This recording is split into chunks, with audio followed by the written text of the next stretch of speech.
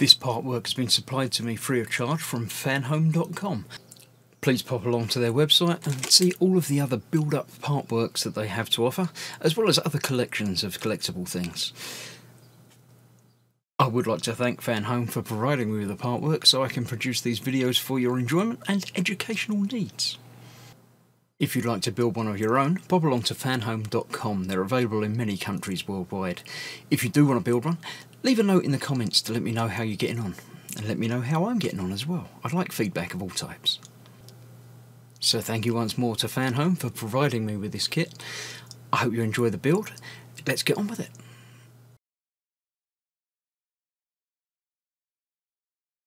Hello, I'm Chris, this is Gross Models. Welcome to issue 19 of Build Your Own R2-D2 from Fanhome.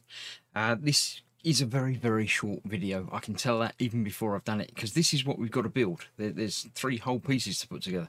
So yeah, but before we get to that, obviously, as ever, we'll have a look through the magazine itself and see exactly what we're talking about. The first thing is Under Pressure.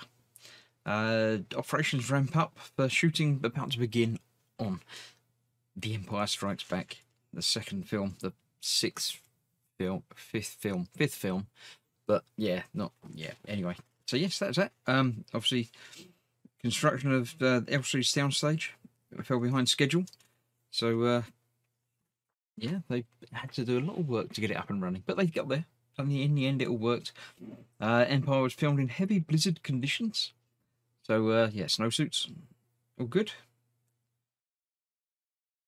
They used the Norwegian army, apparently. I didn't know that. The droid we're looking at this week is the medical droid, the FX series. I remember I had the figure of one of these, and the little arm things all popped up.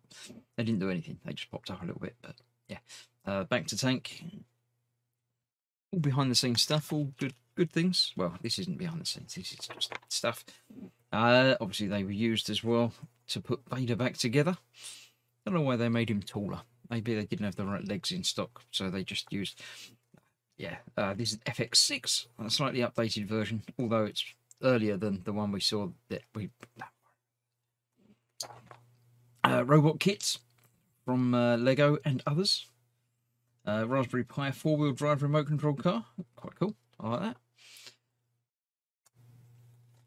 The Lego RCX programmable brick. Yeah, all good stuff. Fisher Technic, I remember Fisher Technic, yeah. They used that at my old school way back in when. It wasn't quite the same as that, though. It must have been before that. Yeah, but it was like a modular sort of Lego-like thing, but electronic-based. It's quite interesting. Yeah. Right, here we are, the work itself. We're doing some more for the right leg, and this is what we're doing.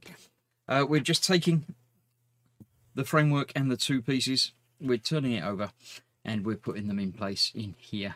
They'll go either way round, because these 2 pieces are indeed the same. Let's have a look. They've got numbers on them. It says LPR 16 and LPR 16. So yes, they are exactly the same. It slots in there and just holds in place like that.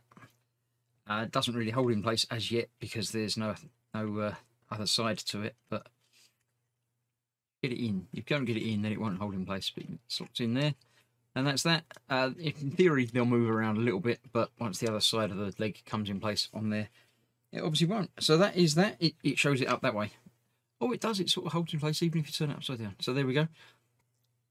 That is the completed assembly. That's this stage done. So, I hope you're enjoying the build. Next week, I think there's a bit more to do, so stick with me. Join me again very shortly for a little bit more. But until then, thank you for watching. Stay safe. I'll see you soon. Bye-bye for now.